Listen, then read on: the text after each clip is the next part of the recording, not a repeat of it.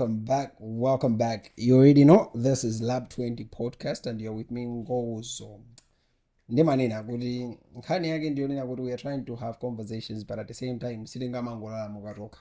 We need faces that have had an experience with the conversation that we want to have, and today is no different. I also have a familiar face. If it's not a familiar face, it will be a familiar name, but do not forget our episodes are proudly sponsored by Lab 20 Innovations, Lab 20 Tours and Safari, and not forgetting abale athamina kuti basaza kumazokoma aku drop my drinks under Zam Investments.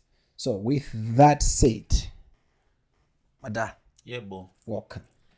Yeso takulandirani Abantu bandukumaphuzira kuti anthu muzizi banga introduce for ndikamapanga makuti mwina ndikumachepesa zinthu. I think last time I was with Langsax akuti sonaiwala international fashion design. Okay. Yeah, so mwina inuso ndi international jabu introduce it. Aya ine ndi Malawi mwene komano ine introduction yake khalili ya primary introduction. My name is Georgiz Nyale.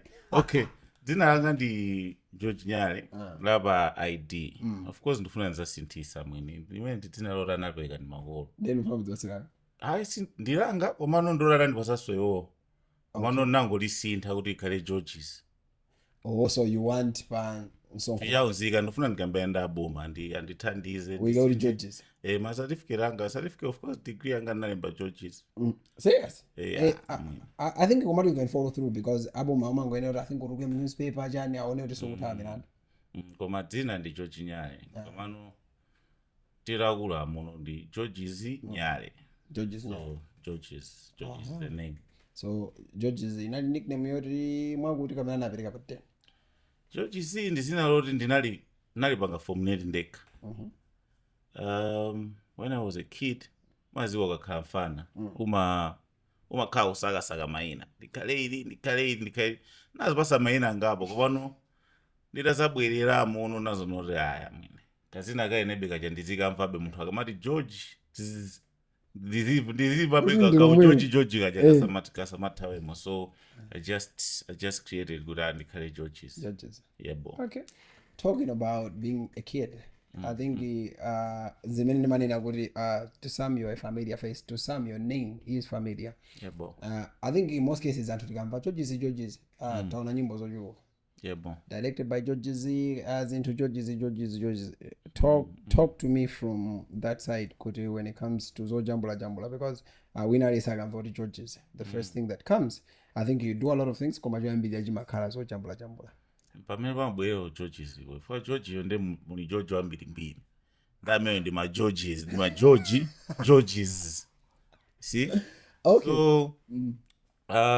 So Jambula basically namba ndi nganene kuti mwana kuti foka na mwana ndikadikidiki. Kwa namba ndili wachiyepere because it wasn't my thing. Ndizinto zoti amapanga ndi mkulu wanga and ine ndimaphunzira chinthu popongoona. Mangoona tawa manga chakuti nthawi imene ife nayizo kuti unlike these days sikano kuli ma YouTube amene anthu mmonera matuloli okuphunzira kuti ayiso zimatani ife inali jai nthawi amatepi. Yes. Inali nthawi choti timangoonera kuti akulu athu amajambula ifeso basi akapita kujambula kujati basi pambali ungoonera kuti akachokapo basi kufuntha ukabakamira ija kumaona kuti amaona chani. And then we are just timangomenya imeneyo yoti ya mimicking kuti amatere ifeso tizitere. Yes. Yeah, so Jambula zinamba pakanthawi ndithu. Yebo. Okay. Your brother. I think when we talk about Georgiz, your name is always attached to a brand 4Kay. Yes. Now because your brother I want to understand. Kale kunali Kaya Filmz. Yebo. Now I know 4Kay. Yes. Is this the same thing? Kapena what happened? Kapena ni mnango kopera ina. Yeah, bebe okopera chiyose. Inezo Jambulas. People always see me, always see 4Kay as Ineo. But 4Kay comes from Menwa Nenena Filmz Inc. It was a rebrand from Kaya Filmz Inc. to 4Kay Filmz Inc. Okay. Yeah. So the thing is, ndiramaliza while I was still in uni. Yes. Napezeka kuti ndimaweka ndi bro ine Lawrence. Yeah. he's the CEO of Kaya Filmz Inc. Yeah. So inapezeka kuti by then ndili ku school chani, and Kaya Filmz Inc. was basically into my music videos and everything concerning video, documentary chani. So bro au specialty yake inali za mafilimu zokha basi. That's why it was Kaya Filmz Inc. And ine ndili ku school mazuwa pa campus ndisowa ka pocket money chani, chimene naye nacho mmanje nali kamera. Sindingamali pa campus nzijambula ma video anthu azindipasa ndalama. So from Kaya Filmz Inc. ndati okay, ineyo bwanji ndizijambula tizithunzi kuti ndikajambula tizithunzisi ndizipesa kukena kake kuti ndizidyera pa campus. So from that inalija yokuti no okay, Kaya Filmz Inc. ndinkoyamba ndikaicha kuti Kaya photography. Yes. And then nditazabwerano for a holiday nazoonano kuti magaya pangali brand from Kaya Filmz Inc. to 4Kay Filmz Inc. So ndinangotenga no 4Kay uja kuti okay, I'll rebrand this as a photography brand. Napanga kalogo kanga meva chakuyambirira makale mango kalemba 4Kay photography up until now ndimezabe the same logo. Yeah. So that's how 4Kay began. So isingane uri ndinapanga branch off kuti ndimapanga zande kaya chan. I'm still under Kaya Filmz Inc. Kuma just that it rebranded. Ineyo ndinakhanga ndinapusha kwambiri kwa photography. Yes. And my bro amapusha kwambiri kwa video. Yes. So anthu ndechifukwa chokuti chinthu chimene chikupanga trend ndi chimene anthu amachiona kwambiri. Because za ma videos was kwambiri ndi za ma documentary. So documentary si chinthu choti chingamapange trend. Yeah. So ineyo ndi amene makhanga ndikujambula zithunzi, and I went into wedding videography and photography also. Yeah. So ineyo kuyambirira kwambiri majambulaso ma videos kwambiri. It changed nditapita ku school. But I think I should mix them both. Couldn't ndikhale hybrid shooter. Yeah. Jambula zithunzi zijambulaso video. Yeah, that's what I mastered. So because I was in the forefront of zimene zozo, and zinthu zimaoneka kwambiri public, zithunzi umaoneka kwambiri ukajambula maukwati anthu amakhala kuona, and anthu akandiona ineyo amakhala utaona no 4Kay. So you become the face of the company. I became the face of the company kwambiri. Komano the CEO, the Georgiz Nyale, who's a made mom chori papa. Yeah, bo. Okay. Weird. Now I think I want to I think behind the success and people we don't get to understand it. There is a lot of people that make win face ya win. Yeah. Because morning and what, but there are always people backing up. Now I'm talking about your brother. I will shoot around my documentaries. You have got into a social space by this time. Not your trending. How was it? Because you are one of those guys who umajambula by, I think you showed up with Munabanga produce now Zalulu. Was it because no seminary Magam get remozi? Then you guys are pushing one another. Most of the people may not foresee that for Swabino. For Zalulu. Yeah.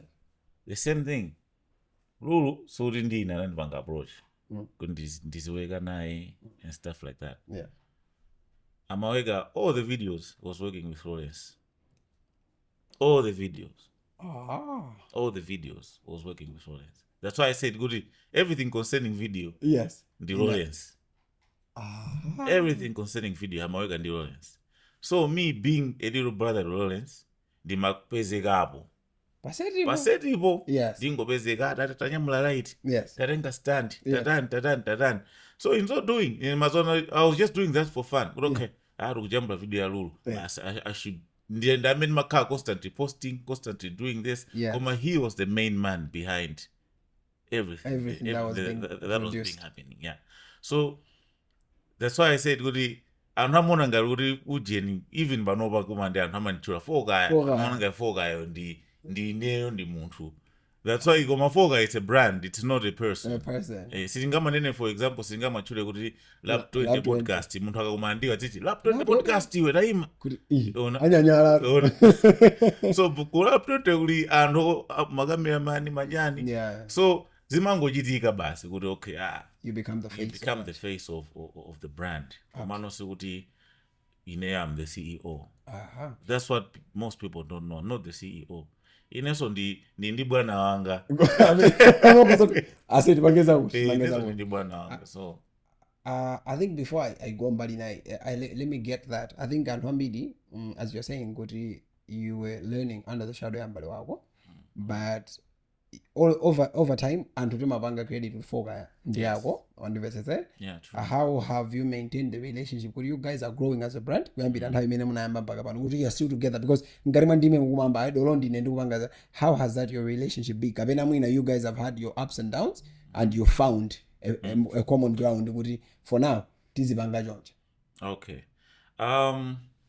Mostly, like I said, nditakhala pasi nditaunikira ndinazaona kuti brother wena apanga za mavideo kwambiri ndi dolo ndamene anandiputsa so anapanga shape kwambiri before usual and everything. Yes.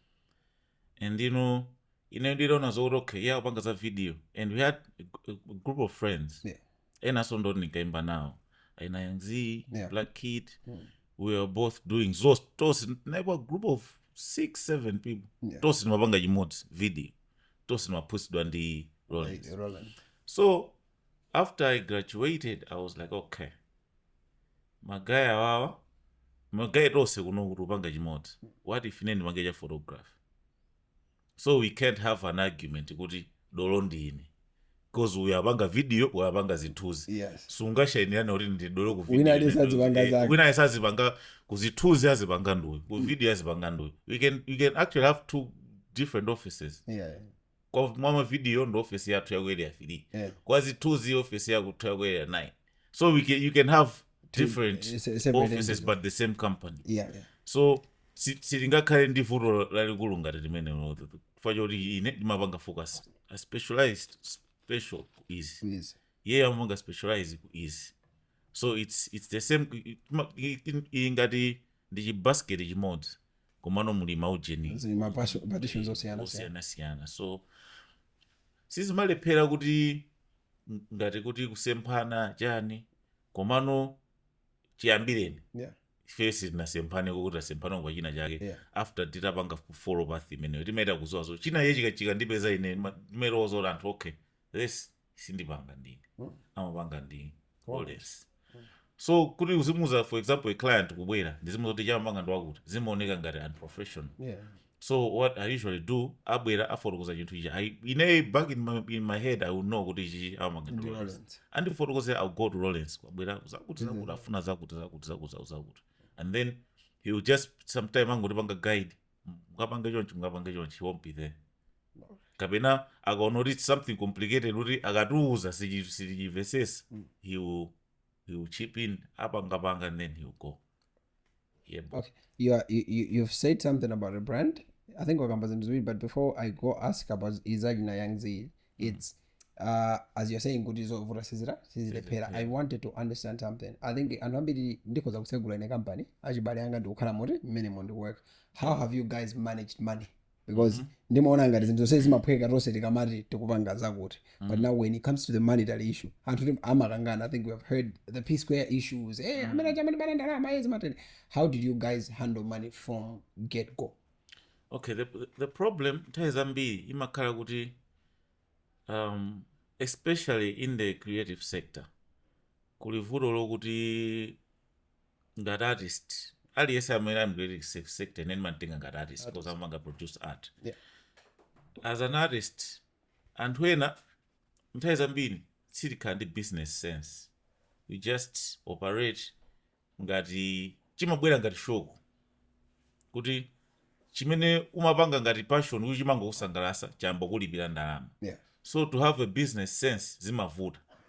Ndizija ma artist amapezota kuyambana ndi ma managers kuti ya iyi ni nyimbo ine maimba ndine. They don't see the value kuti ampase manager ka drama, even anthu amene akunthandiza kuti ampase drama. Yeah. So back to your question kuti how do we manage ujeni money? Mostly we take it business at a time. Okay, business ikabwera timagawana ma percentage modana. Okay, business wapanga lead kwambiri ndani, and amene waika more work and effort ndi ndani. So timaona margin ngala amene okay fine, ine ndapeza business ndokajambula business yazojambula zithunzi just because ndiyo jambula zithunzi ndakuti mkulu wanga uja asajebu kalikonse. Doesn't work that way. You have to know kuti tikakagwira ntchito there's a certain percentage that goes into the company, whether wina anapita wina sanapite, that goes into the company kuti by the end of a month or some weeks zikhala kuti at least aliyese moyo wake uli pa bobo. Sakhale kuti kukampani somoneke ngati uli ku company uyu zikumuyendera uyu sizumuyendera the same company. So we manage our finances like that. Good, okay. Tapanga ndalama, there's a certain percent imene timaika kuche ku company. Good, okay. Iyi ya company. Ame anapitache. Mezi bakaya mu offices. Ame anapitache amakanga ti allowance. They have their allowances ine mabira ku company.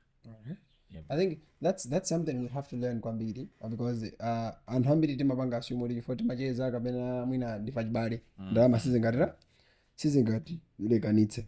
Now you said kuti zachinata yangzi we can I think anthu this other day so tili upstairs so tikuonera nyimbo yatuluka yake to be broke yapo mpano so wina kakuzafika kuzati ati aufana ndi Georgiz ndi Georgiz. Now you have been part and parcel of a group, yes, K2B Broke. How did that come into being? Could you know you guys are a collective or a group? Kabena, as you're saying, good, you were a passionate videographer or media, or all of you guys were just passionate. We not in the sound. Let's record and do. How did that group come into being? K2B Broke.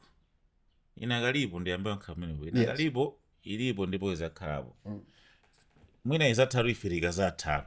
Kuti zatharavaya. Komano as long as we live, the thing is group ija ilingati family. Si ilingati mene mambira amakhalira ma group ena kuti ino ndinera kumana ino mmaimba tuyamba usaini ante ndikhale ndi group yani. Zimene zijamapeza zoti muri group yatha chakuti ayambana. So K2B Broke inambika ifo yoti timacheza. Timacheza as friends. For my friends ukuyambira liyana. Timacheza as friends. So as friends ine pandekha ndikakhala then ndimayimba. Imba kwanga sini mayimba nyamukupita studio kayimba. I had nalofuntha ndili mwana ndikamaikufunikanga kena kake makalumikiza kuka speaker jani kuliwa ku PC in my record. Young Z, we had this other guy Felix, Luce G. Anapanga ka group ka wankati ntibwinji amaimba. Wankati ntibwinji. So inesi nimatoa zoti wa amaimba. Iwo sanga zoti amaimba. The only person amene azakanga kuti watepanga connect kuti anene zoti uyu amaimba was Luna MC. Luna ananduza kuti tukucheza bonde anthu ache ananya zoti paja inu maimba ankamnena feri hayi yanjanja uyiso da maimba anthu oti macheza ari kuma city madziwa anu maimba.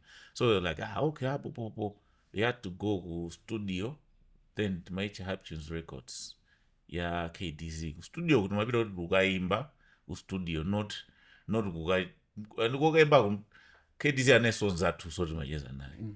So we had to went there kucheza again and then we recorded a song not as a group komano ngati my friends. We recorded one and then after that tinapita kwa DJ Slay kukale kudaso track inake.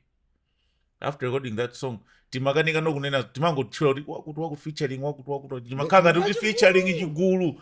And then this other day Luna came up with an idea banji ingokhale ngati ka crew kaukali kunoku tisamavulike so kumachula kuti wakuti. And then I don't remember kuti kandi ndana nazichora ingokhale yaku K2 kunoku. Fano the majority makhala ukawali too. Koma KDZ amakhala ukawali one. Nena that tikaichose ukawali ujeni 2 kunoku ikangati tunchosa so KDZ. What we can do is banji tingochula kuti K2B Broke. K2B 2 uja starting from Kale 1 and 2. B uja timakhala ku Block B majority of us. Ukawali Block B. That's why you just mentioned it, right? K2B Broke. timakhala ku B block and then K2 uja it was Kawale Muiri. We have a brand much Kawale Muiri. Kawale Muiri Kawale 1 and 2. So it was K2B block. That's how the crew started. The crew started. Yeah, bro. I say, the funny thing about Kalamana is how your brain is very creative and the one of some. I think when you think about it, okay, so K2B, you guys are recording songs and you have, I believe, your hit song inali Yagawale, imenedi mazauti Yagawale cha inapita. Okay, I think kulima crew, and by this time Kumalawi kulima crew roti menyana orani, but you guys become a group of what you guys have made waves. Music, yeah. Hey, how did that come into being? Okay, ife kuyambirira tinkangoimba like I said timangoimba basi. You were just excited. Just for tikaimba nyimbo ija sizinaye zange zamasiku ano zoti mukaimba nyimbo Spotify linki mutani ife tikaipita ku studio kuja tikaimba tikamaliza kuimba kuja tikamatuka mu studio ngati producer waimixa nyimbo ija akatibatsa imakhala nyimbo imene ndi release yatuluka pamenepo ukamatuka studio ngati wakupatsa nyimbo imakhala yatuluka umakhala kuti basi uyenda nayo mukaflash ugawa mwa anthu chani.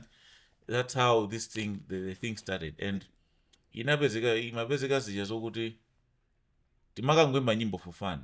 I remember tinapanga record album kwa KTZ, the whole album ya nyimbo ka inaitwa chakuti ina clasher ina clash hard drive my hard drive ina clasher, and we had to record again the album ija nyimbo totally different songs zoti nyimbo tinaziwala. The only person amema kumbukira nyimbo zija kuti nyimbo yakuti makamba zakuti no amakumbukira naye Dirty Flow by then analali mfana nyimbo yakuti wapopo maimba zakuti amakhala kuti kumsandiye koma ife makhala zoti totally nyimbo zija tinaziwala. So timapeza kuti nyimbo zija timangoimba zambirimbiri timangoimba daily mati kungusuka sinanga mumafana kusuka pa 10 kupita kwa KDZ tipita kwa mama ma 9 timachoka kwa mazulo sumina ma 9 10 just spend the day ku studio kuja. So si timaimbira so zija so tichuke timaimbira excitement tiimba tivera basi tuyamboimba ina. So our first breakthrough inali tidaimba nyimbo zija and then tinatulutsa album inake. Since that album sinatulutsa soina atinatulutsa soina yansawa masten that is koma since that album maicha ndikanakhala mzungu titatulutsa that album tinajambula my big bro no Lawrence Uch analijambula video ya Chimezi Swag. Yes. See, that's when my editing skills of video anaambia anajambula, and then he gave me the footage. Editor. So pamene bobo ndo pamene yoka idea no ka storytelling kamabwera. Okay, apa nyimbo ina makamba chakuti pange chakuti, and I was trying to portray zimezi makambira mu nyimbo muja. After doing that, the video inakhala almost 2 years. Sana imeze edit. I see when I know 2 years sana imeze edit because that time timajambula kuti abwera umene madesala titachoka umene kumakamera amatepe ndiye mapisi amene mayuza nthawi imene anayi mapentium 3 pentium chani samakankha HD file tene je majama imene. It's more like 4K for other PCs. So we had to convert.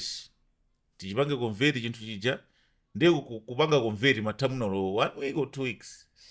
Tipanga convert after converting yambopanga edit. Wayambopanga edit yafika pena pake cha jama. Utengeso magripe omwe aja ukambeso convert. By then PC ulibe PC. Ungoendera PC yora brasa kachoka hapo tipange koja kuti. So it took almost 2 years to edit that video. When it came out, it was a shock to us because kanyimbo kaja anthu ambo kakonda. Chimezi Swag ndo linamba kufeka. Anthu ambo ikonda. From there we moved to Anzawa Masten. So initially Anzawa Masten was the idea that was brought in by Dirty Flow. Time nasali K2B. He was just that kid. I mean, he was not K2B block. Kumano anali K2B block.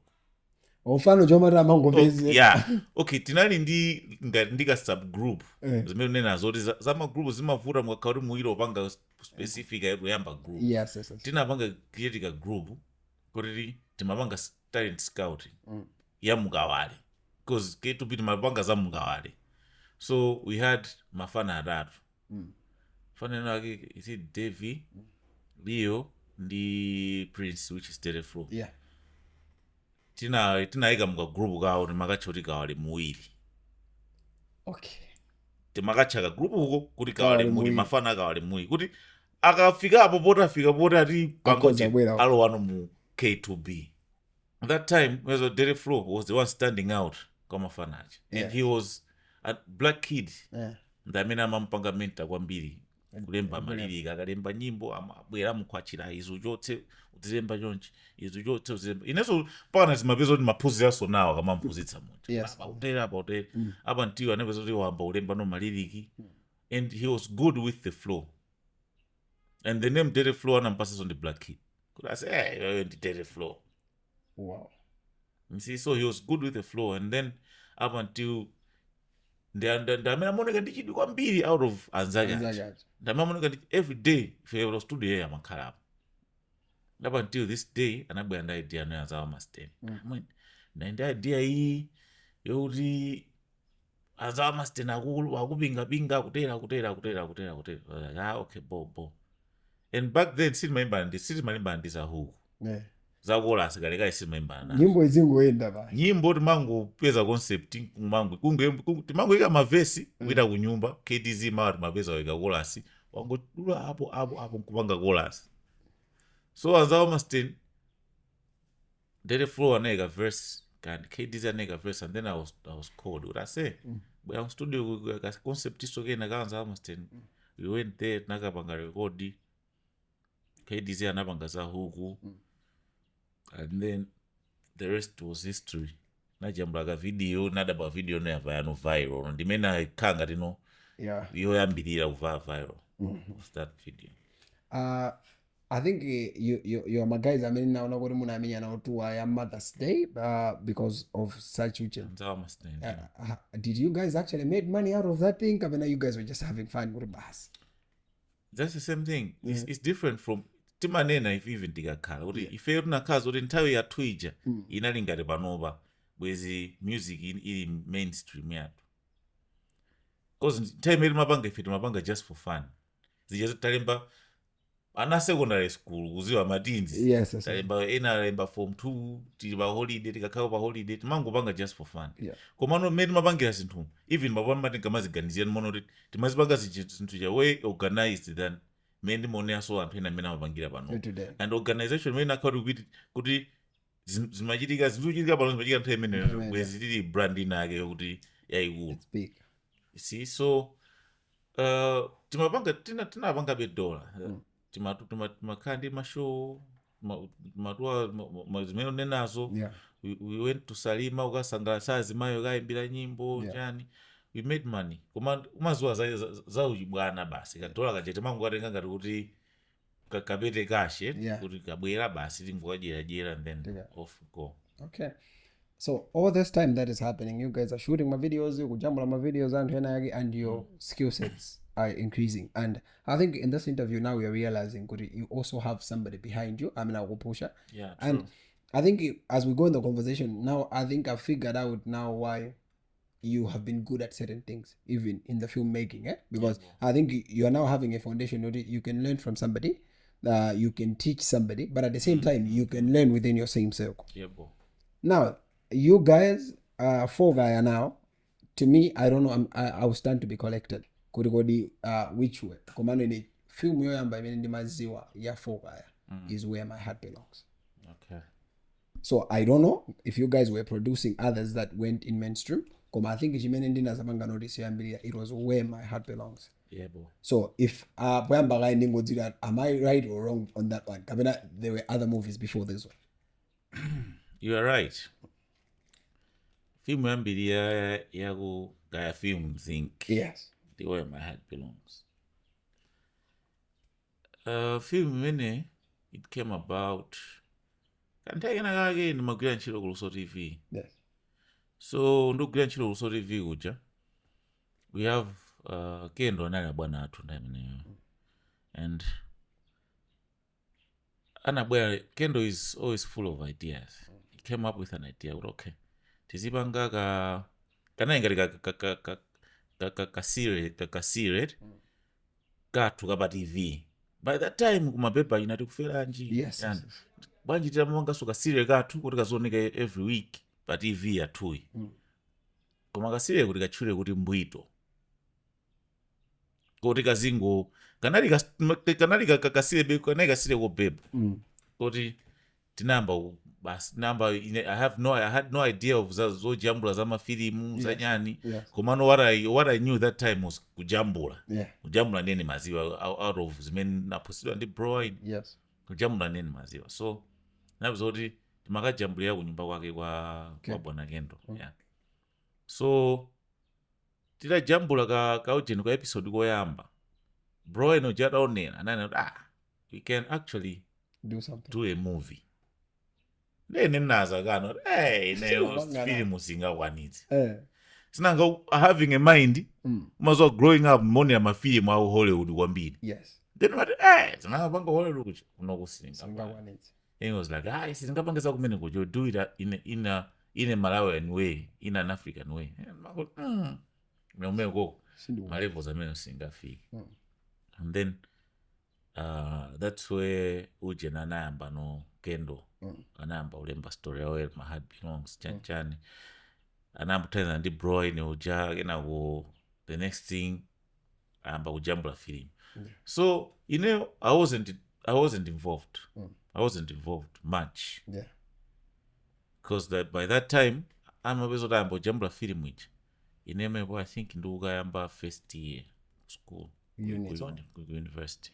You did go Catholic University. You did program social work.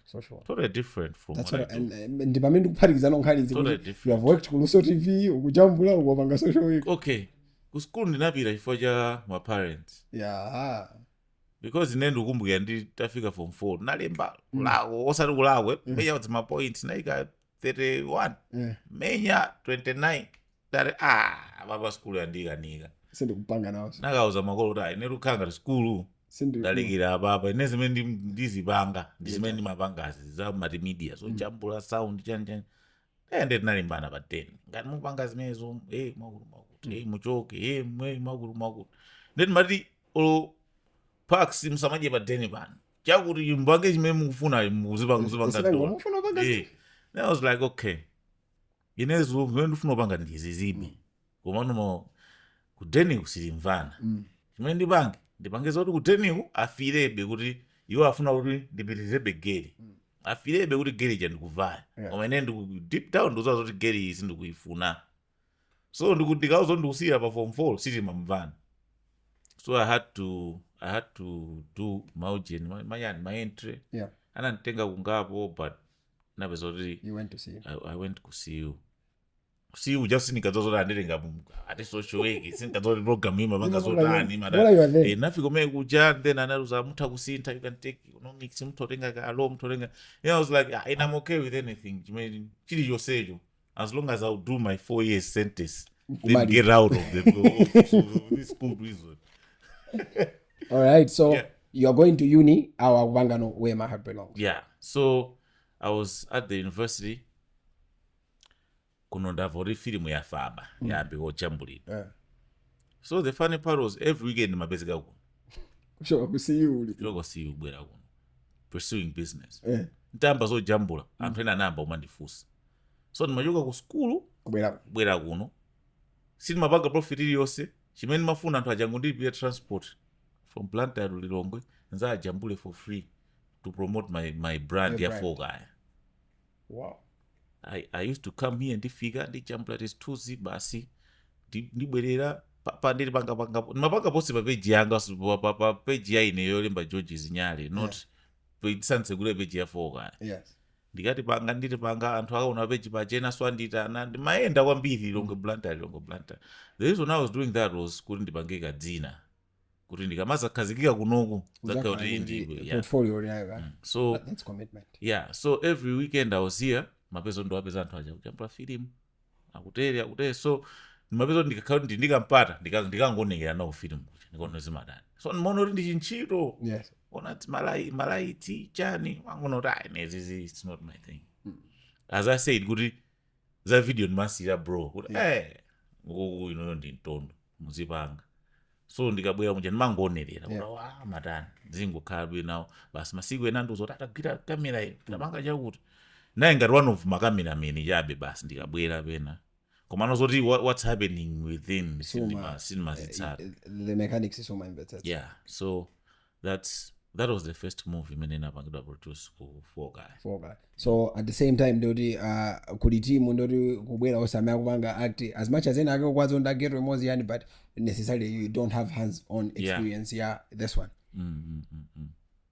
After Where My Heart Belongs. Yes. Magai munarusa snippet yoyamba imene ndimakudandaula ni mpaka pano musadarotse School Days.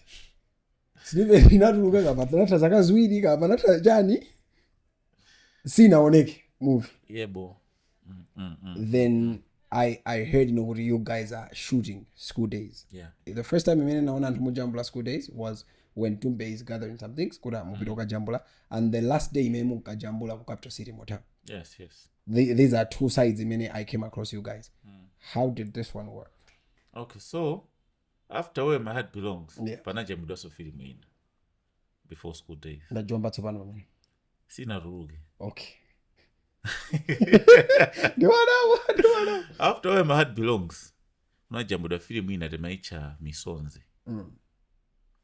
The movie inajambulidwa and then tinapanga premiere. I think ife tinaye anthu oyambirira kalekale omapanga mapremiere ma movie. Yeah. Tinapanga premiere ku Golden Peacock. Sikunabwera anthu tinaocha. Tinapanga premiere and then napezeka kuti kunangobwera inuyo ndino actor mfilimu mwabwera ndakazi anu kakhala tikamuwa mwabwera kundika munthu ine kudeni dala masteni masisters yabwera ulere basi bwera beti androti ose meti memo todzwana kulibe wina amene abwera ndi COVID kulipira nkulowa lero mangocha we just played the movie and then naruga nakhanga tika discouragement ikabwera thing is mepanga za mafilimu kumalawi kuno kukhanga ti sizingapindule nazo kaliwonse and then komanso film the same thing akujambula ine ndi gate side yes ndungomva kuti mwakuti andajambula mwakuti I will just come certain days kena kunabwera and then after that's when School Days came into play.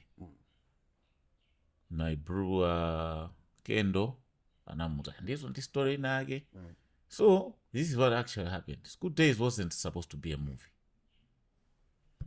Kendo was explaining to my bro what I say iferi school kwatu kumachitika matizi akuti chakuti de matizi amene wawa ndimafuna kuti atakhala tizijambula ti maklipi ankafuna ti maklipi longoponya pa social media. Alright. Tizijambula ti matizi maika pa clip maika pa social media. So bro and other form of matizi achana no, this can be a good movie. Ndikendo nawo budget za film silingakwaniti mwakuti bro ine anamungakamiza zitawuteka anaza uzabonga a director bonga pale idea bonga sana nzoti ifeso tili school watusu kumachitika somatizi awa so bro ino jana uzaza abonga lembani matizi amene mukwaziwa kendo so lembani moja amene mukwaziwa mundibatsire. So they gave him yo jana ambomanga scratch urgent story and then anampatsa kendo na story jana za buildaso and then on makandu ujeni baba kendo ndi bonga they're building the storyline.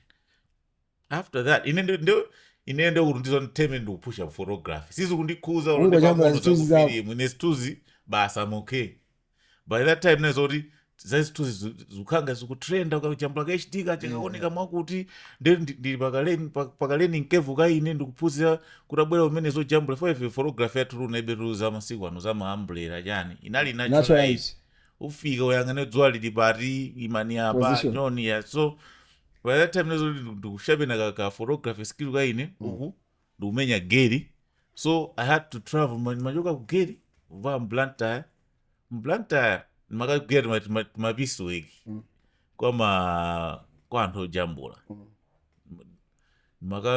Ron seas makanjambulira mavideo ya maweddings sometime makanjambulira Kevin wa optical makanjambulira mavia Jakef makanjambulira mavideos pena makanjambulira zithunzi limodzi kanenga likaleni Kev kuti iye aphunzira timakanga tiphunzira at the same time see so napeza zokuti that time unokumagaya kujambula film ine ndikupanga ndibooster za photography that 24 napeza kuti yabuma ndi zithunzi ukumageza kupusha pusha film so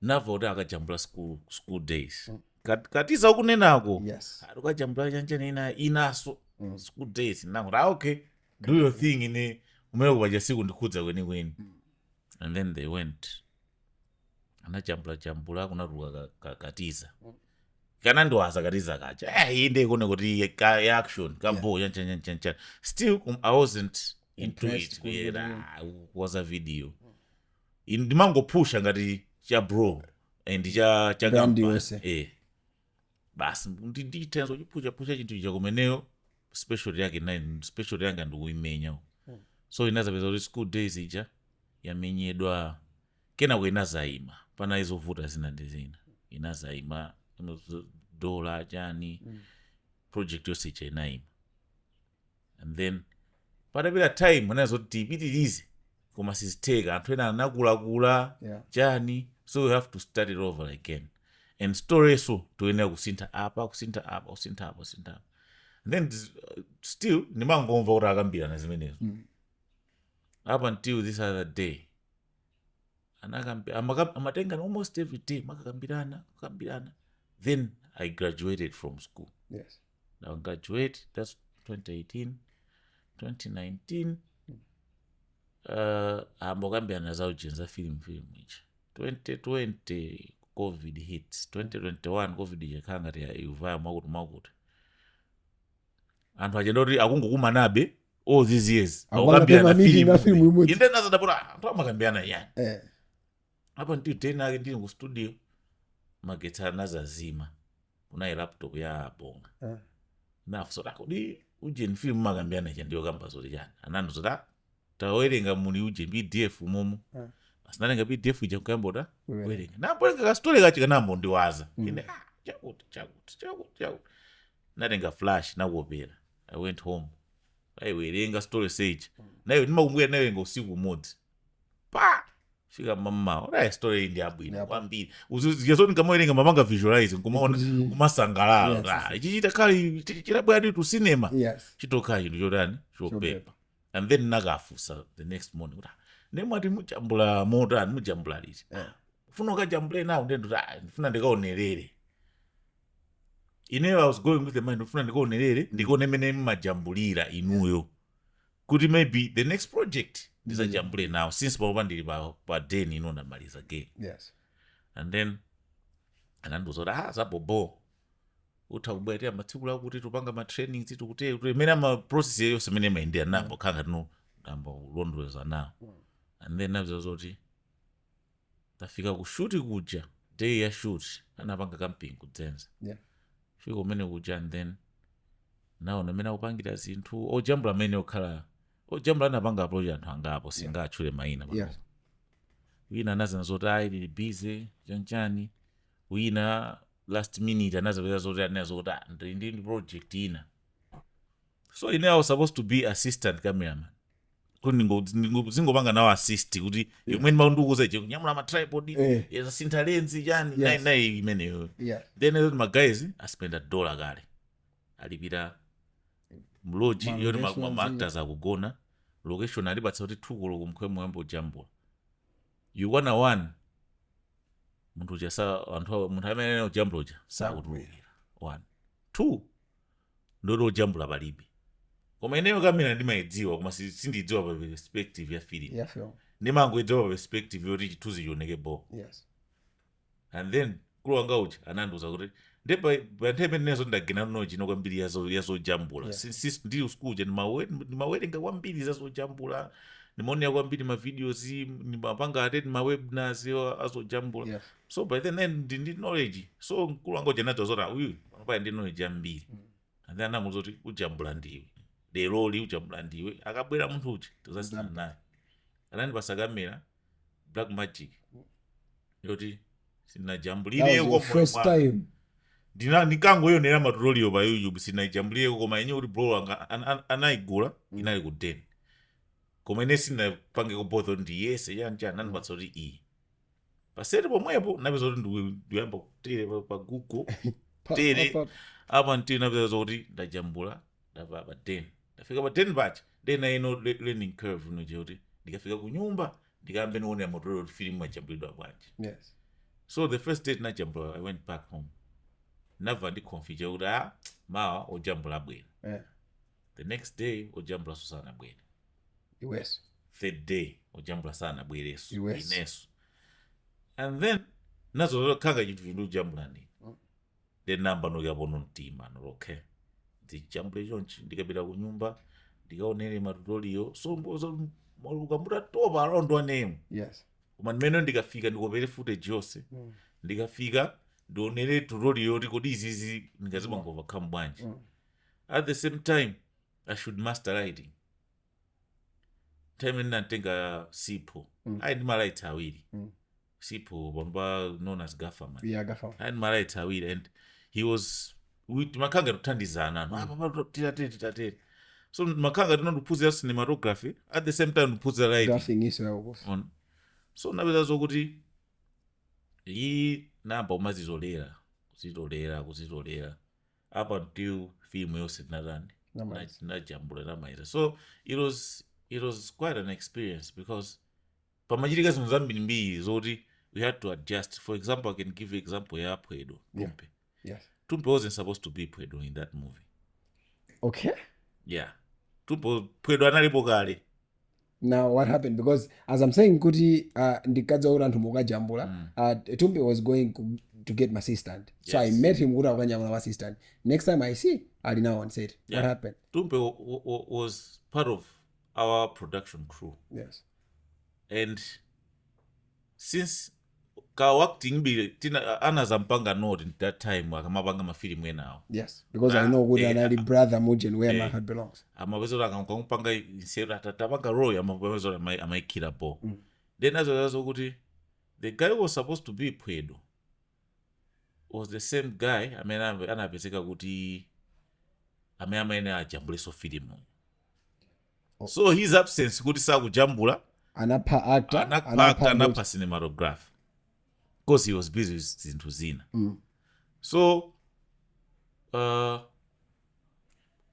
my bro ndikendo anangoti Tumpe so mapanga no trend anayendipati ina mfilimu koma mezi vamanga Mphwedo jesu sinanga kuko seti makhazo kuti akuona. Yes.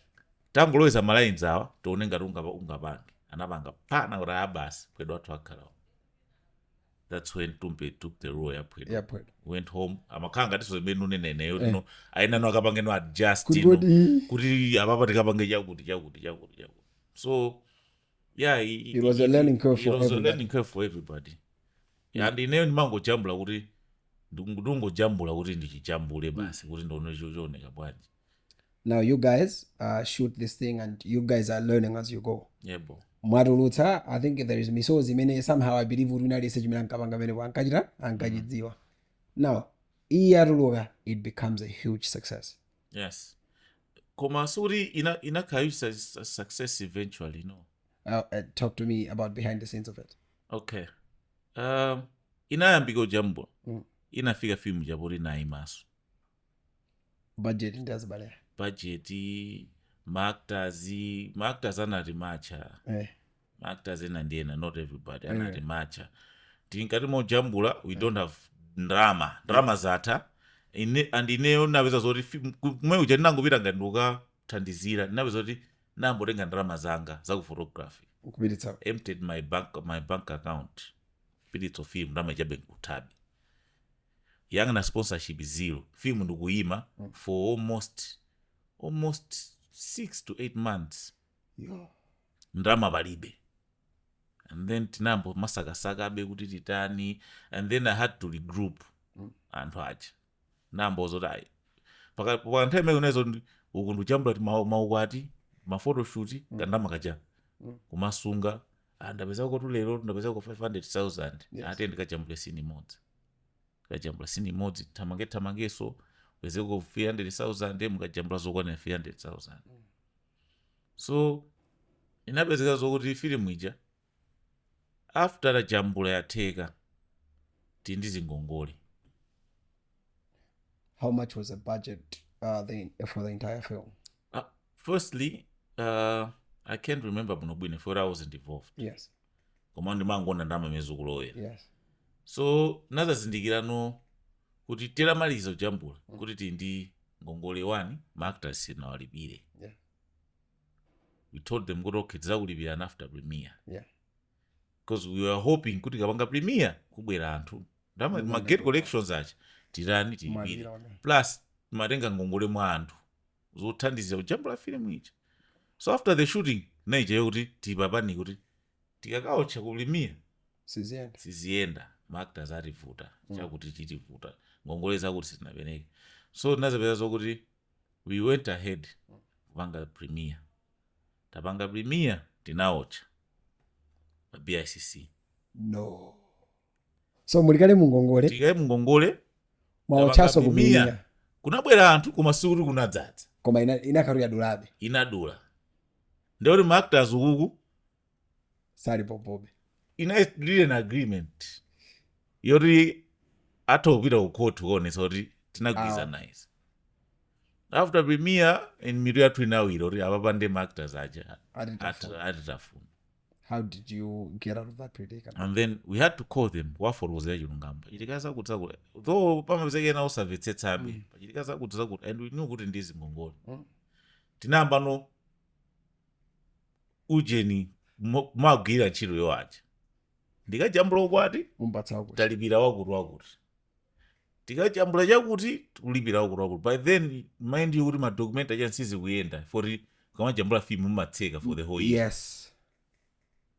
Ndeti madali yanu mafotoshoot timajani mwina mubapezoka business enakake ulipira kwa anthu follow ulipira kwa anthu mwakuti apa ntineweza kuti tikusuntha tikukhanga tikupanga kafa. Then we planned kuti okay fine let's premiere so kujani Blantyre mwina kumene koko tikapanga ndalama tipange soti mbambiuzi benawa. Wait a minute, film iyi kupanga anthu amba kuyikamba koma you guys kuyikamba. Okay. That's the premiere. Film to that's premiere. Okay. So never the film we went to Blantyre. Yes. Blantyre which napanga marketing yo kakamiza ija. Timaenda ma stream mise magawa matikiti manyani and then kuna adzaza golden vigo. Kuna adzaza koma ndrama si wana be. Sudla ocha show. With the balances you have. Balance made nayo si kwana. Okay. And then we went back figure unazoda maana tikameza Blantyre river nzuzu tikabiza kuonjeza ngongole tendirani tikudeke we should try our best tizingo tamanga kumapeza tindalama tibisotema kumasotama bills. That's what happened. Nambo matamanga ndo film jarambwesia. So umala kunalika kacha kuti anthu akajambula film simapezeka. And I'm going to film makhala nayo because of izizi. Yeah, because by this time, Ajinasuke is another Tafatani, and everybody else was like, Tultani, and these guys are trying to do premiere, and nobody else understands what's going on behind the scenes. Asuke is wakalia film. Zimzake zimakanga zimene. Chifukwa choti umaona kuti okay, ndichitulutsa. Chikatuluka, what people says, akupanga ndalama amene. Chinthu chikachuka anthu amatera apanga ndalama.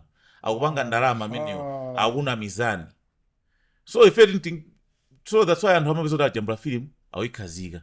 Ifeso tinayikazika film choti tikaitulutsa ma-actors azaona ngati tinapanga ndalama tikuwanamiza. Yes. Tiyisiye sake ndalama tapatsa anthu. And then tinachisunga almost for some months, Yes. close to a year, I think so. You balanced up everyone else. Tinapanga sina kwanitsebe bwezi lali yese ndama. Yes. Fane ndingongolero mamiliyoni. Roughly how I much? can't remember panopa. Yes. Mazineza mbili. And then nabizota panga up until this other day. Tinazati okay fine. Chintu itajipanga. Ifete mati tikajika tikamachonera. Timasanga najo. Ndiyo beba. Koma tingajipange bwanji. Kaya unezo mpena madiski muda. Yes. Tingatani. Okay, the best that we can do chintuji chavuta kale. Then tingojitulutsa anthu ena angone angosangalala. Angosanga amene ife chimasangatsera tikamonera.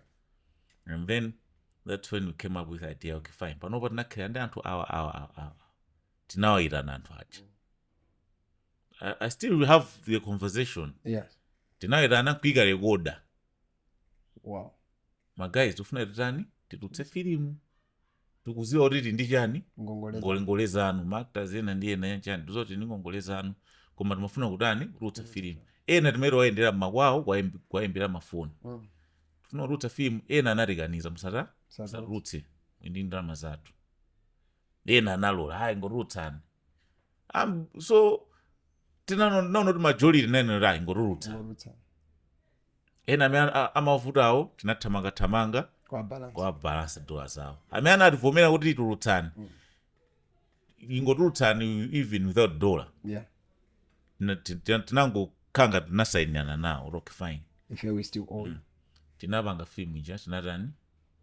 Tinapanga upload pa YouTube inatuluka. Yatuluka lero. Pofika mawa tinaona manumbers ambothamanga. The other day yambotrenda social media. Tenda social media hii ndi inavizoti ati ntabali pose. Yes. That's when nazo my page ambopanga posti chani. So using that opportunity chintu ija tinapanga maprimia tinawo chenata ntabanopa. Yes. Singene suluka panga primia ifajo kuti anthu ali nacho mafilm manyumba akujonera. Yes. What we can do cast yose mini film ija anthu afuna irani aione. You just have to make a meet and greet. Yakasti anthu akanguma ndi cast. So kaso kukonza film kanguma ndi cast. That's what we did. Namanga meet and greet BICC. Yes. BICC and then another manga sponsor, they gave us fame for free. Journeys, things start coming through. Falling into place. And then nabazoti magay collections ajata Rebecca drug in Nagage. We had to balance, even at I'm to root for free. We had to balance them still. Yes. Dollars annuities. At the same time, Blanta Amari so they called us. We went to Blanta again. Everything that they provided. Yes. Everything for free also. Wow. They even gave us my rooms. You're gonna sleep here. And then things started to unfold. Yes. No, so at least after that, we were able to balance alliance amenene ngongole. So after that, never was at least ilipobo. That's when we had courage. We're okay. We can move on to the next movie project. I think that's something all of us are able to see. As I'm saying, it became a huge success. But in the book and in your records, there are these losses you encounter, and nobody else knows it.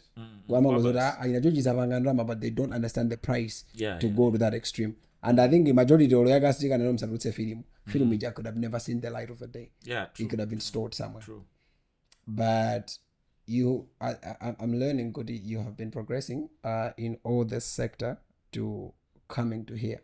Yeah. And I think of late, welcome to Maula prison, which I think along the way you have been learning as you go. But I'm still seeing, Godi, there's been character. I mean, it's being built in you.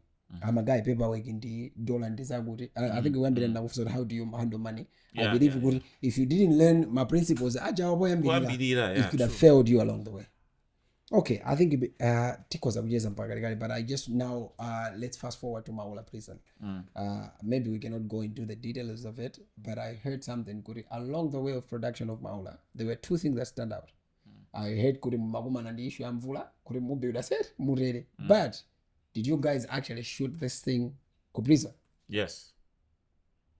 Welcome no shot Kuprison when Tinalaga ido endera Peter tuluka. How did you guys pull that off? And that should Basi. be expensive. Dedication basi. Okay, we always try to win over the previous movie. Yes. So tomorrow diliaba, Yeah. we just have to elevate. Yes. Of which design drama zambiri so.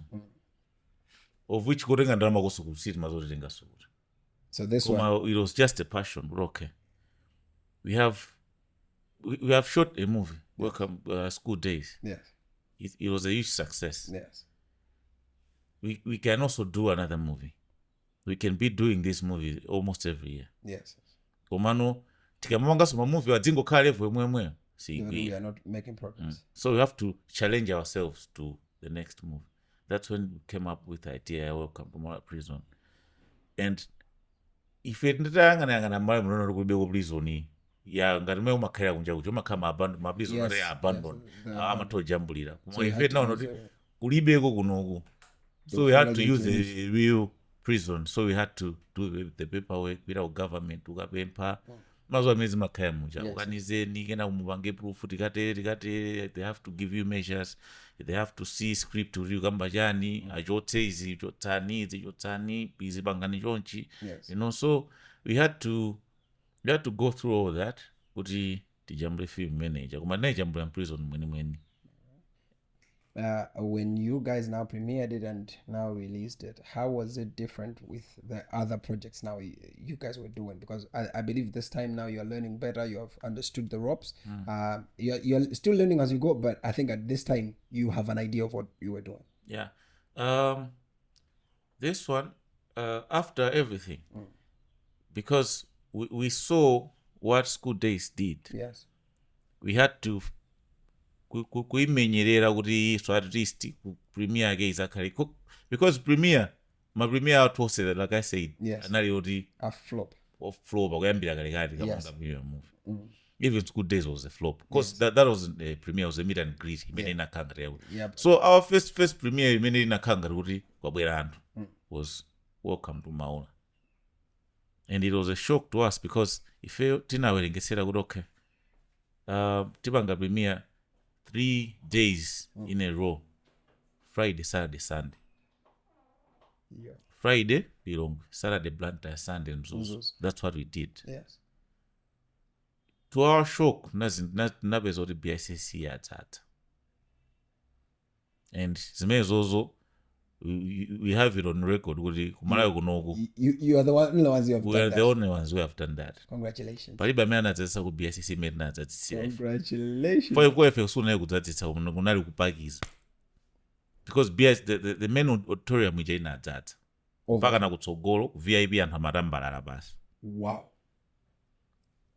Uku paja anthu amajambulisa pajenje. Yes. Panadzadzaso.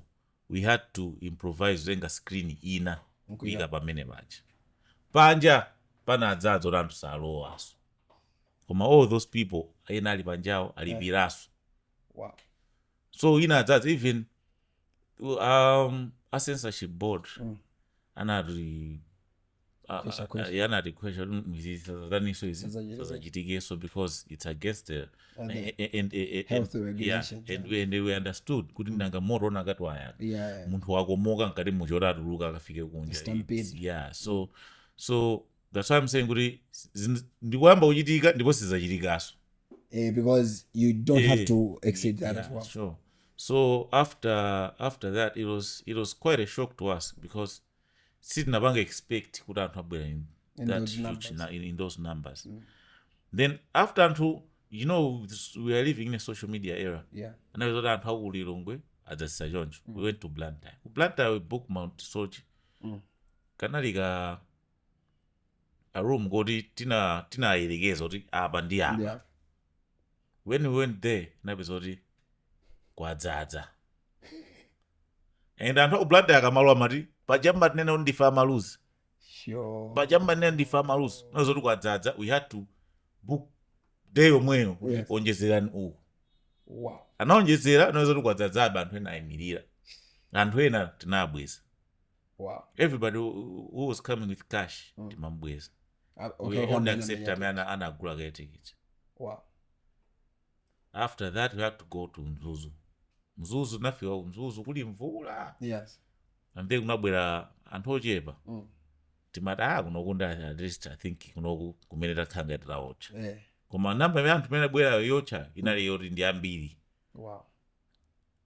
And then social media ira yakanomoto re Mzuzu yakanika makuti. That's when inaweza zokuti no tinaona kuti kuhamba kubwera anthu anabwera nthawi imodzi kunadzadzaso. What? Kunaweza Mzuzu jaso yadzadza imene timaona ngati Iwocha. kunayi chimvula tinkati ndi mvula iyi I think basi we can call it.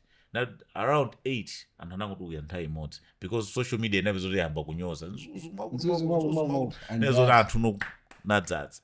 Wow. So after having that success, now we okay, fine. From school days, like I start from where my heart belongs, Misonzi, school days, welcome to Maula. Now we can elevate even more to Sonana. To now the movie we're about to shoot, a State of National Address. Sonana. I think one of the things that as Lab 20 will do, documentary, this one, because you are becoming a success. I think in Malawi, I was having a conversation with somebody, we don't appreciate Antamel because we are so used to them. And true. From the conversations we are having, you are just from a ghetto place, but you guys are doing numbers. We appreciate other people doing the same thing, but they're not from Malawi. Because it's hard for us to appreciate that. Yeah, that's the thing. The problem that we had was Malawi kunoku panali kanthekena kake kuti timati munthu akankhula chizungu akamankhula chizungu mu film timayitchula film choti ndi international. Olo nyimbo timati za international zikakhala ifoli za chizungu. Ife mafilimu athu from where my heart belongs ina Misozi anachichewa. At a certain period of time amatengedwa kuti mafilimu achichewa amatengedwa ngati masewero. Timanyozedwa zachichewa zachimidzi matengedwa kuti zalokolo zachimidzi. Apa nti ife nango ife tipangabe maintain kachichewa kathuka chifukwa choti timaonera mafilimu even pa Netflix mafilimu oti amakhala Hindi munjani we use subtitles. So ife we still use our language. If need be kuti pafunika kachizungu kakhalapo koma kachichewa chathupi chikhalabe kuti chionetse Malawi. So that's what we focused much on. Kuti tipange zimenezo even anthu ena amatinena mafilimu ano makhazi chewa kwambiri chani ataona anthu omwe aja amatinena aja mapeza ataona kuti chichewa chija anthu chimene akuchilandira. We saw now people start abducting kuti okay I think anthu akonda izi. I think so anthu aneneza ambokupanga even us uploading a movie by YouTube tinanyozedwa ndi anthu ambiri mupangira chi upload chani makuti Netflix sangatrefe now that our target is not Netflix. We are catering for Malawi. We are telling story. Wow. We are telling a story. We need people to hear the story. We don't care what you come to a platform with. For us to reach platform Netflix we have to start from somewhere. Nangati for sakuti manamba zanu ali. You don't have at least we have the YouTube page. We show them okay. Tikarusa film we have these numbers. And these numbers are just for YouTube. Film we got to get download it creates a lot. And these numbers are maybe one is just maybe a cream of 10% representation because the actual cake it's in circulation. For you social media uzaone ma percentage yake lochepa kwambiri the population yathu yakumalawi. You see kandi izika 20% the majority 80% ukuku ndi anthu akumudza ajaja anthu ambiri awikitsa maflash mfoni chani so ma percentage amene anthu sawerengera koma ine ife tikamapanga timakhala tiwerengera kuti you can go I can challenge you can go kumudzi kwintiriyo kwina kwake upite ndi Mphwedo Mphwedo upireso kumukongomwe kuja I won't mention a name ndi artist o trend kwambiri pa Facebook pa TikTok pa yani saka mudziwa because those people they only know chinthu chimene akupera pa flash akuonera kunyumba I was having a conversation in this nikiwe atabwera then mamuza kuti nthawi inake ndajambula nawo ka film ineyo film yonso sinayo niyo mazoja zake likati zotazisi napita ukalonga wina kana abusa futa was abusa there I was like I see these guys watch these things. Okay, see, I think when we have a conversation, we can have a conversation the whole day. Yeah, I think let's end this conversation with monetization. Yeah. Number one, I heard you're making money on YouTube. Number two, I want to know, did you make money also via COSOMA? Kabena, you didn't. I think let's end there. Queenabo, we can always have a day to have a conversation about. Okay, about monetization, in a topic many man sangarat. Topic monetization because it's this day and age we are supposed to monetize everything that we do. Yes. For nchiro to defend the media. So ndizongovesa chisoni kuti kunoku ndika aujeni napanga noto kuti kuyambira kale makolo athu kalekalero anayindika mentality kuti munthu akakhala artist amanena kuti ndiwachamba ndiwamowa ndiwamadrag. So art samayilemekeza mwachonchomo samayipatsa ulemu kuti aziyiona ngati ndi njochitobwesa ndalama. Omano looking at anthu olemera ambiri USA kuti it's ma musicians, ma filmmakers, anthu openta chani. So they are making more money. So it's so unfortunate kuti kunoku up until leroli monetization Malawi kunoku siteka zini kuti munthu kafuna usegula ndi YouTube account ufuna upange monetize uito ipanga bypass ngati umakhala ku South Africa kapena ngati umakhala Botswana. Not as in kuti ndiwa ku Malawi. So that's the first thing chimene chimandivesa chisoni. And secondly, yes, I'm monetized. Nayo njira zake zomwe zonso zopanga bypass. Zoti okay content ilwene kuti tiziyandirapo ndalama. Because you can see the same numbers. I mean, let's say I'll give an example of Dremo. Dremo makes good millions plus. Yeah, makes more views. My views I mean ajawa anakazo kuti kuno ma police athu monetization ali bobo kuno anakapeza leo jayo nakakhala ndalama zambiri kwambiri. Komano all those views they go in vain because kuno kulibeko gen even what we call RPM, revenue per mile. Yes. Ya kuno ndiyopanda ndalama because YouTube athu ndwaulere. YouTube athu akumala kuno ndwaulere. Ino sinungamunduza kuti bomba limakudula levi ya YouTube. Pamene maiko azinza athu amawadula. So levi jemapita kwa artist uja imakhaye kunthandizira art yakeja kuyipusha to reach large audience. So they end up making billions of money per month. Unoku zimakhala zomvetsa isoni kwezoti ngati mero nenera moti Georgiz uli monetized. Yes, I'm monetized. Koma bezoti kandama kamene ndimandira ineyo ndikochepa sikandama sokoti munthu uthoma werengetsera zokuti ndine YouTuber ndikupanga ndalama. Because the majority of us we are not being counted as money when we watch. Yes. So ineyo panopa I'm fighting over that. Yes. And is it take you know zimene mupanga apa. This should be making billions of kwacha. Yes, because we know good money that somebody can be an influencer and is making money. But Malawi, we have a lot of people creating content. That's what I started over last year. Yes. Ndazipanga started 1 billion pano paiti njira imene ndikuyuza ndikazatono tikugwira nzabweyaso pano panzakuza kuti akulu ine sindingabisa akulu tizipanga chonchi. That's how we want. Then funa ine ndiziyese kaya. Yes.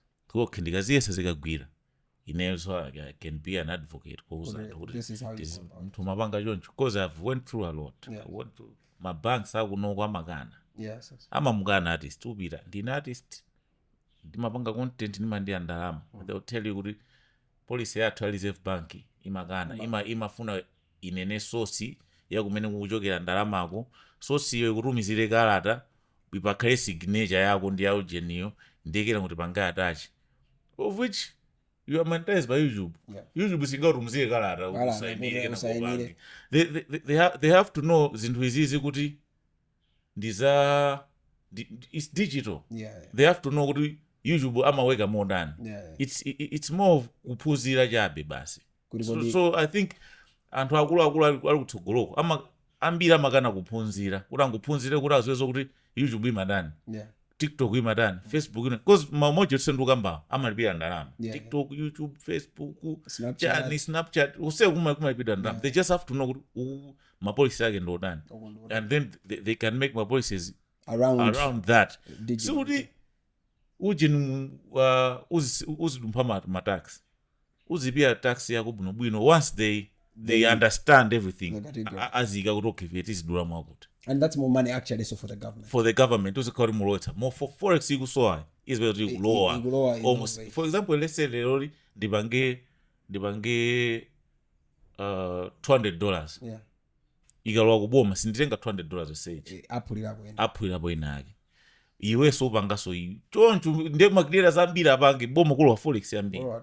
But the problem is amati blogger artist, so once you get monetized panopa you just have to find a way uluko pito South Africa ukapange account ukatere once you come pange chinthu ukuzikanga ndi wa dziko lina, dziko lako dzilo litawa kapanga kayo kubwera kapanga koma that's the way it is right now. So about monetization I can't talk much. I remember amagranati tana anakafotokoza komano they were just mupange masite anu muzipanga ndima transactions aloko muzila ndiya ndrama muzipanga mashow of which sana thandize kweni sana kambeza monetization. We are a global village so you have to get money from all over the world.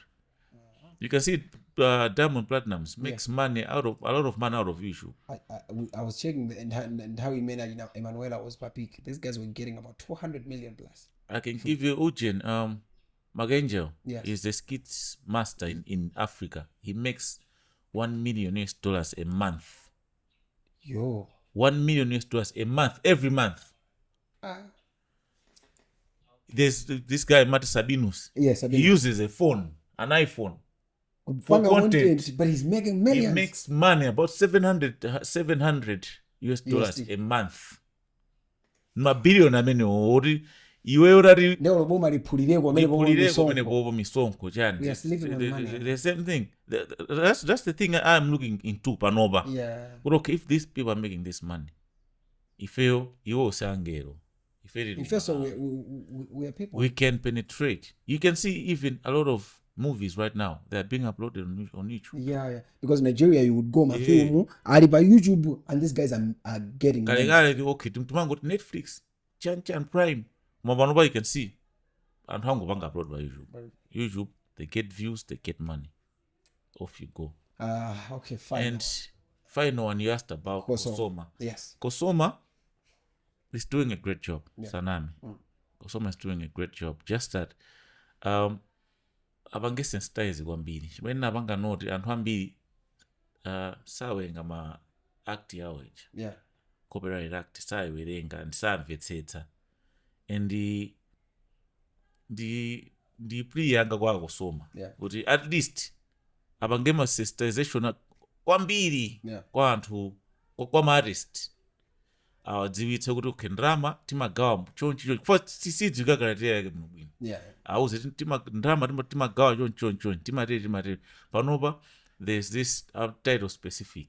They should sensitize anthu aja kwambiri before kugawa ndrama kuja azikhala kuti pafupi anthu aja zauza. The problem is amapezeka zokuti akupanga ma AGM amangoita na anthu otchuka kwaoka. That's why the problem gets in. Apeza kuti akupanga AGM aitana anthu otchuka okhaokhaja otamandira kendama zabwinonso kale.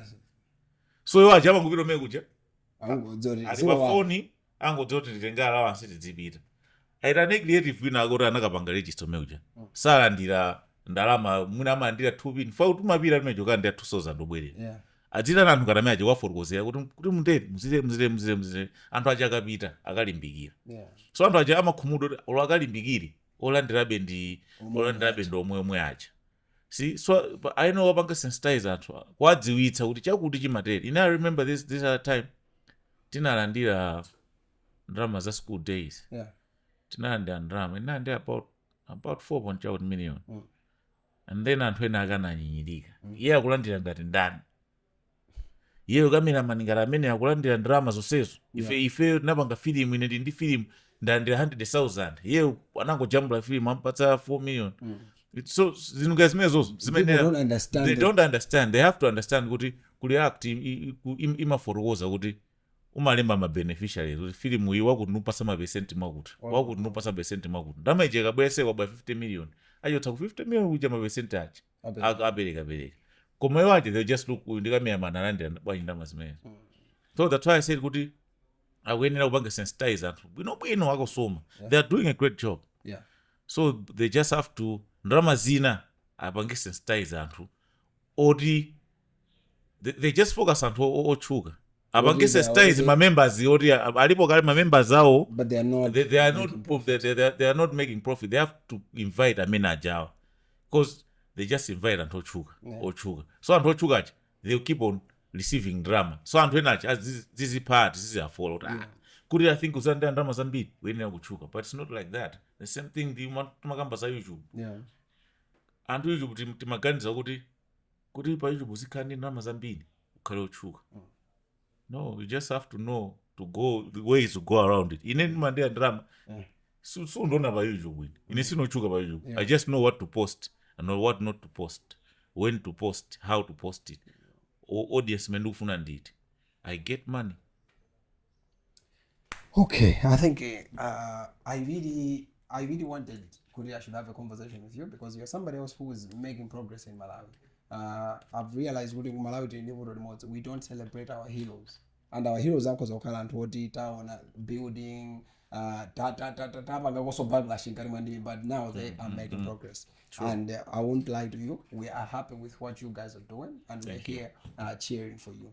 I think next time because I think there is more of this, the monetization. So I think another meeting of creatives, people are submitting their names. I think we can sit down and have conversation more in this creative space because whether we like it or not, the digital era is here. It's here to stay. Yes, true. Yeah, true. And AI inabwera so you just have to utilize it. So I'm grateful for you can.